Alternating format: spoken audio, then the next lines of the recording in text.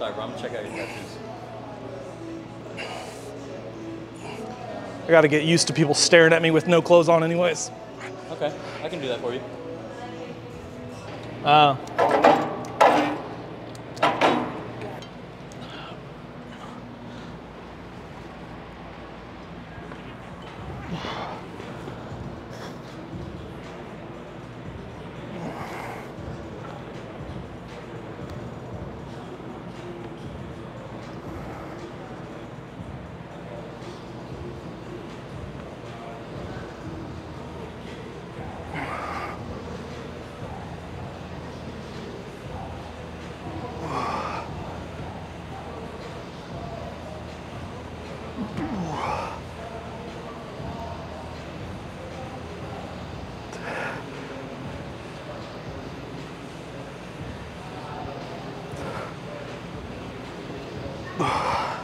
Welcome back, YouTube. Today we got a little push day, mostly chest work, a little bit of shoulders, a little bit of triceps, and we'll hit some biceps too. But yeah, sleep is subtly improving. Weight is kind of coming back down just a little bit, so we're starting to maybe normalize stress levels, fatigue, stuff like that. So just spending a little bit of extra time warming up, and then yeah, trying to just stay hydrated and recover as much as we can whenever we are not lifting. We don't want the excessive fatigue and stress to take away from the quality of the lift. So just trying to figure out the whole sleep situation. And once we get that, we'll be unstoppable. So hitting some incline flies here, trying to really just stretch out the pecs, get everything really loaded, stimulated, feeling really good. Then we'll hit some incline presses, flat presses, dips, shoulders, triceps, biceps. Same old, but strength is not sacrificed despite the lack of sleep. So still feeling pretty good. Just kind of pacing ourselves maybe a little bit more, taking longer rest breaks.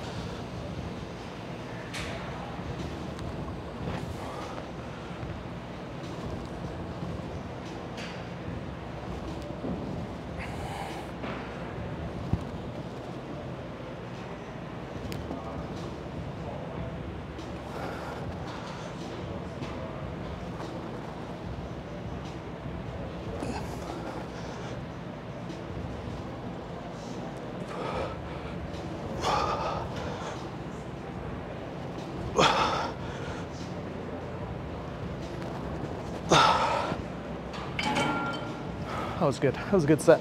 We'll get one more set here.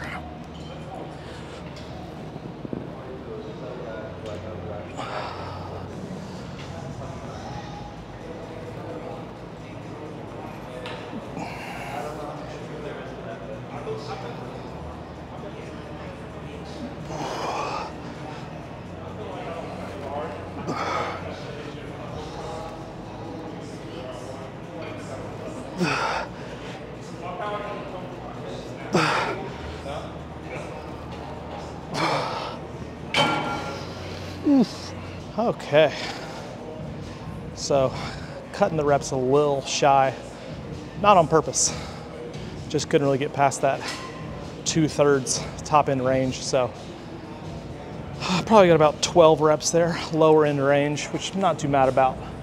It's kind of what we're looking for fatigue wise, 12 to 15 reps, ideally not getting over 15. So we went 16, 15, and like 12, 13 on that last one. So we'll move on, hit some incline presses, and just keep it moving.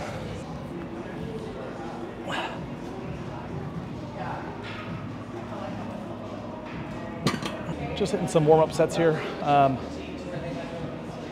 Probably go about two and a quarter, maybe 3, and then we will kind of just assess after the first set.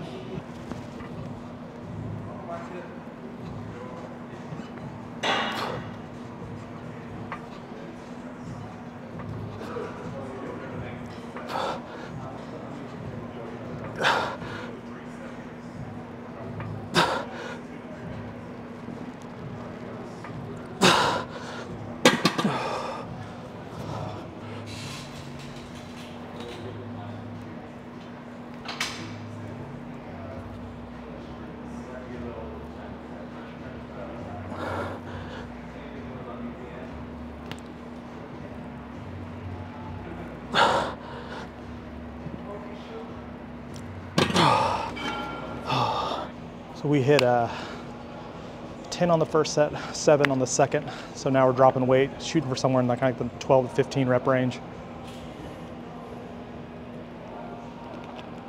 Just being really methodical about rest.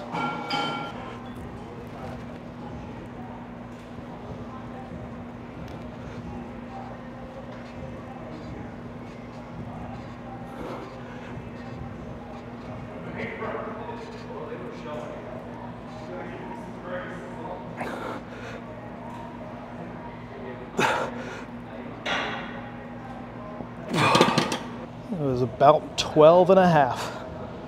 So, not bad. Moving on.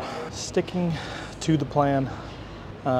Just trying to keep weights consistent, keep load consistent, just kind of stay in a really challenging intensity range. So that's why we're just making sure that we're controlling the timing variable. I feel like if I don't hit the intended reps, it's usually just because I'm not resting enough.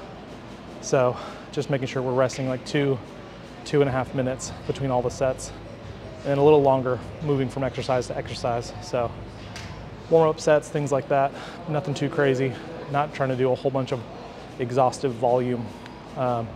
Just try to feel primed and ready for the working sets as much as possible. So, you know, moving on, first movement, a lot of chest activation. You don't need as much warm-up moving into the second chest movement, third chest movement, so on and so on. So yeah, just trying to cut down on the non-tracking, non-working set volume, and just train hard, train smart.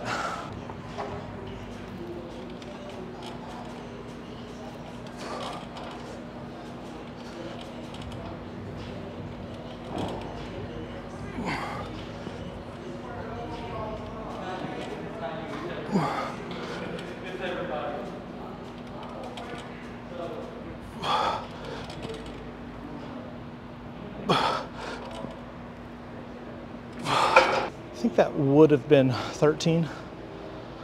So we'll keep the weight there. Reaching true failure on 13 probably means I'm still going to be in kind of like the 10 to 12 rep range on the second set with appropriate rest. So if I was doing like 15, then we'd probably increase the weight. Not probably, definitely.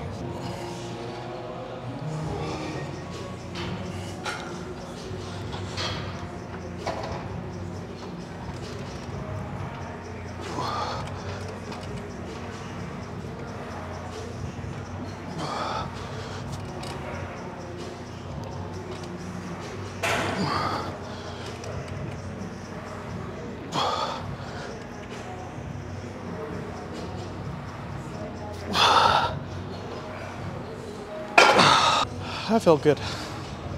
10 reps there. So now we'll hit a back down set, just like we would on most compound movements. Probably drop the weight about 10%, and then try to get 12 to 15 reps. Hopefully no less, no more. Somewhere in between would be perfect.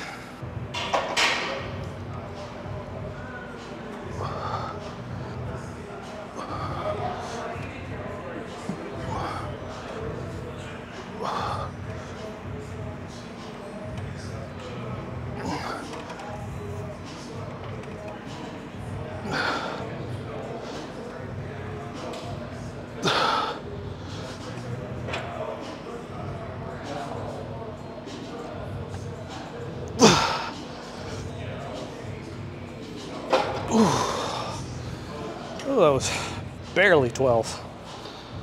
Oh.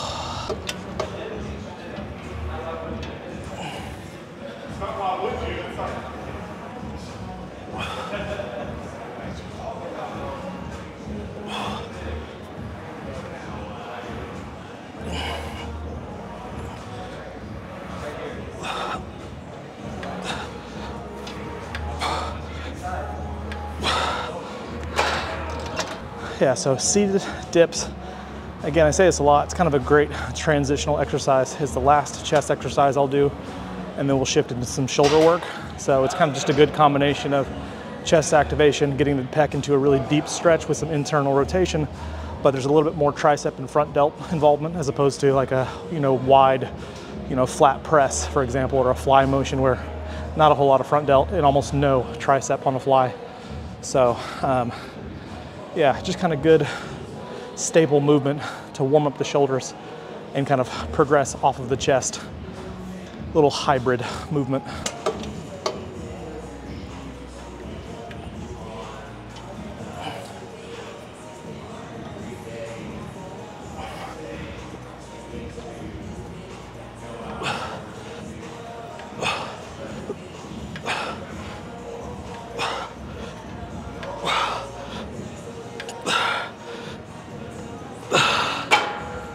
Ooh, thought I was gonna be able to knock out another 15 there.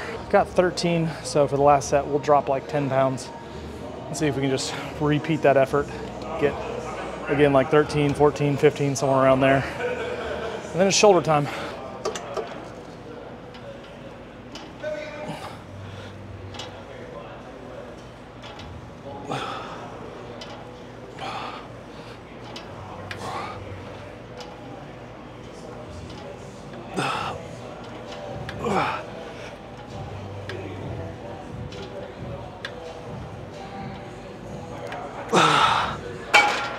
Whew. Not mad about it at all. Everything's feeling pretty good today. Timing is making a really big difference. Definitely hitting more consistency with the rep ranges, weights, not having to change the weights too much, not having to take as big of a drop just because we're regimenting rest.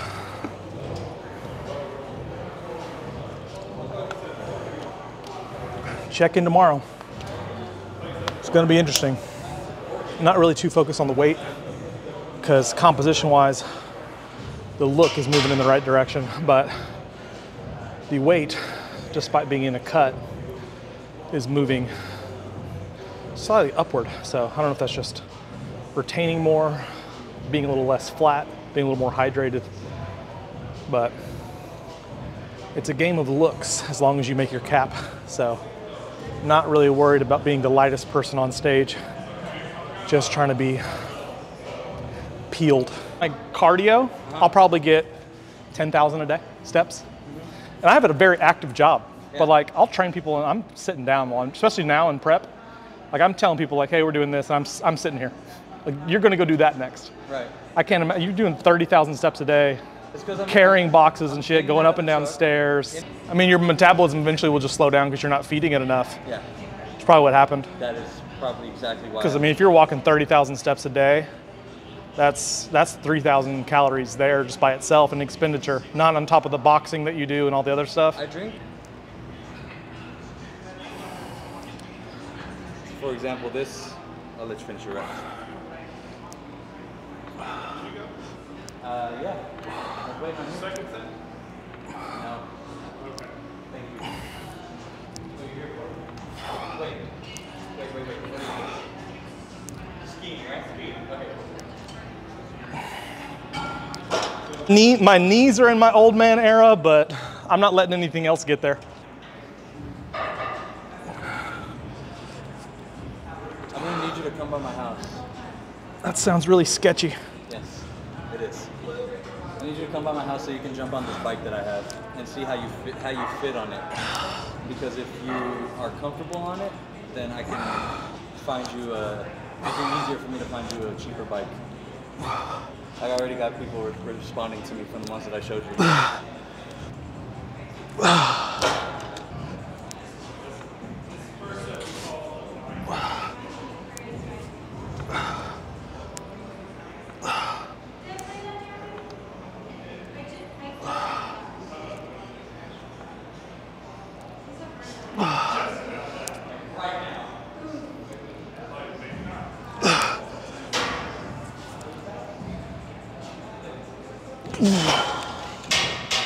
Okay, so about 130, set a, I think it was like 16, 15, 15. So higher end range.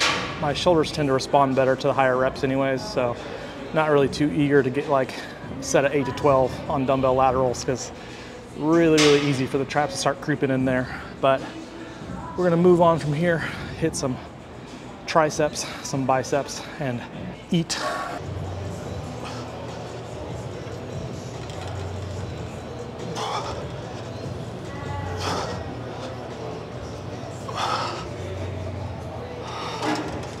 Been influenced by one of the GOATs, Phil Heath, posted a kind of arm finisher. So it's kind of a tricep, bicep, not necessarily supersetted. We'll knock out all of our triceps, hit some biceps, go back to triceps, hit some biceps. But modifying it slightly because the reverse grip that he starts with kind of bothers my elbows and wrists a little bit. So we're gonna go normal grip, tricep pushdowns, hit some dumbbell alternating curls, hit some machine triceps, so more of like a hammer neutral grip, and then finish off with some single arm preacher curls. I'll do about 4 sets, 10 to 12 of all those, and then be done. It's gonna be spicy, I'm sure.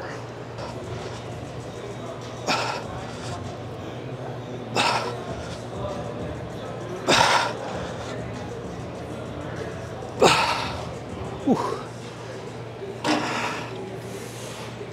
2 more sets.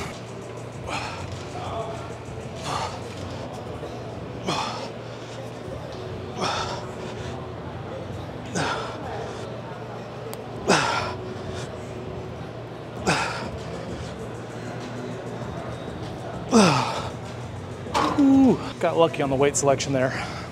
Had to drop the weight. Barely got 12 on the previous set, so dropped the weight 15 pounds. Just barely got 12 again. So we'll try and go for broke on this last one before we move on and hit the same weight. See if we can eke out at least 10.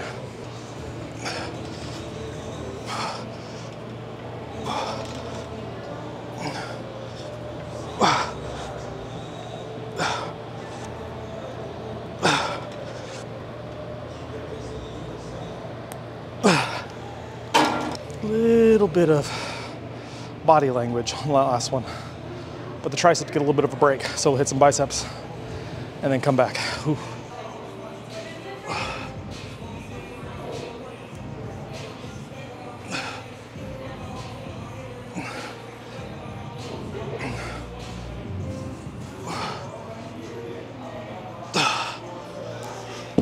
Okay, biceps are still a little tired from yesterday, but trying to sneak in some more volume, so not going super heavy. Probably could go heavier on this next set, but be prepared to kind of drop back down on the following 2 sets. So that's probably what we're gonna do and just kind of see how things feel. Did you say in Vegas on a cruise bed? I'm not sure. I was like, I don't think they do cruises to Vegas. There are mirrors on the ceiling. Fun.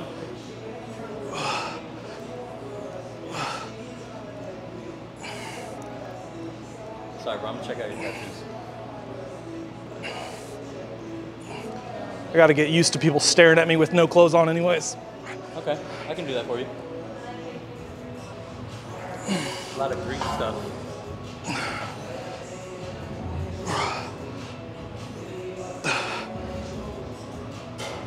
A lot of Greek stuff.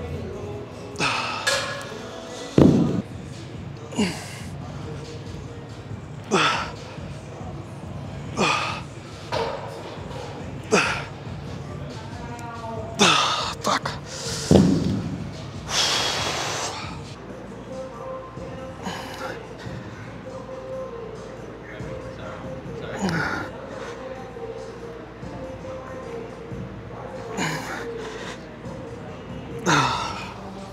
I don't use this machine very often, but I do like it.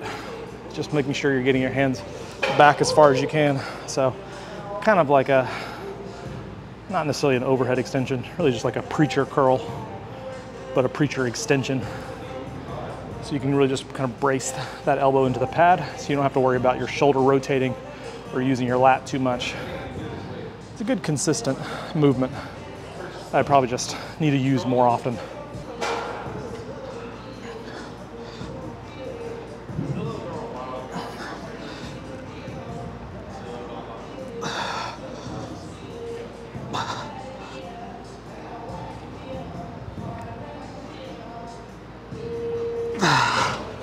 Do a little Phil Heath finisher.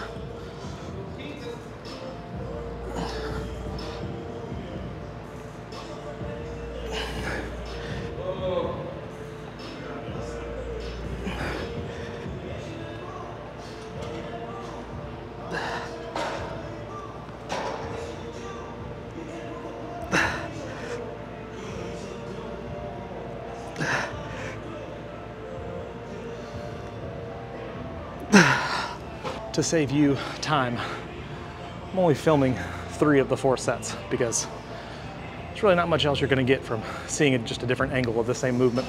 So we'll hit 1 more set here, but you'll see me hitting single arm preachers.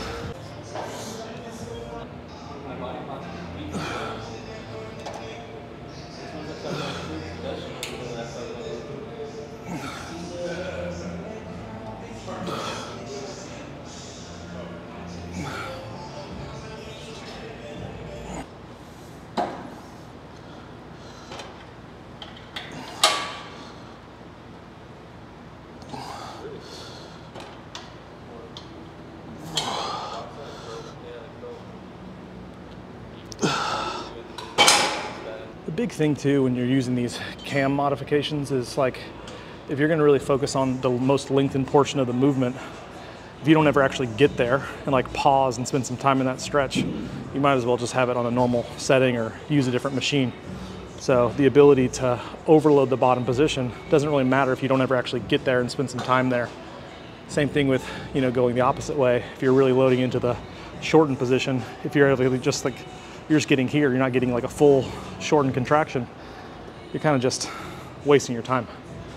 Yeah, like 2:09 this morning. We'll see tomorrow, check-in day.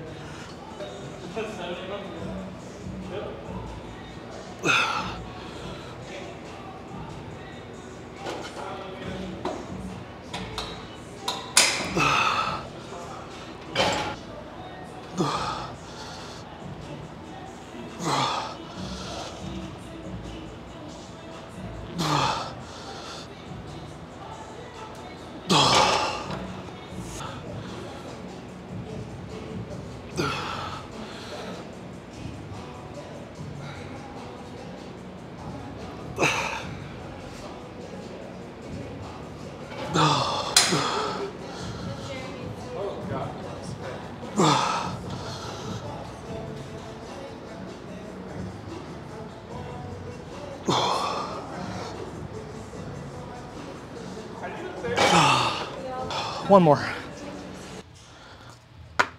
Okay, so got all the essentials. Got our rice and grinds, cream of rice. This is a chocolate brownie flavor.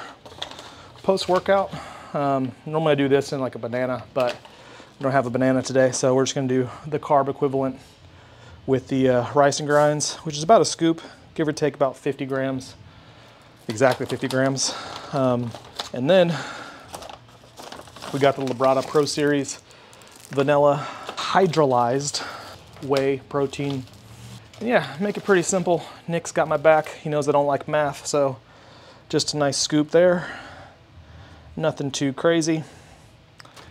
And then just do a scoop of our Revive GI Plus for gut health, gut support. It's kind of a cinnamon, chocolatey kind of flavor. I don't really know how to describe it, but it's got all the essentials. So we'll do that, mix in a little bit of water, stir it all up and get eaten. But yeah, try to make prep as simple as possible. So we've got our microwavable basmati rice on deck. We've got all of our disposable biodegradable bowls. And then of course we got our MegaFit meals. So just ordering meats and meats and meats by the pound and a couple meals for Cass, but keeping things pretty simple. And yeah, we're gonna eat this and chat a little more. There you have it, a little post-workout, kind of like a little brownie almost. Super fluffy. I just do it in about 30-second intervals, so it's not like drying out too quick. Obviously just add a little bit more water or like almond milk or something, kind of like a low-calorie fluid of some sort. But yeah, good solid push day. We got to check in tomorrow. We are just under 13 weeks, so like 12 weeks and some change.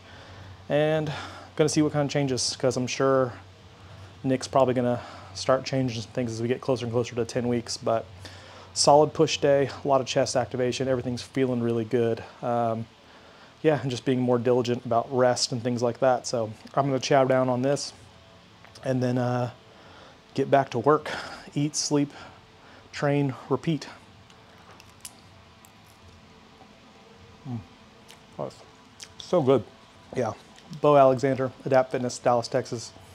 We'll see you on the next one. Bye.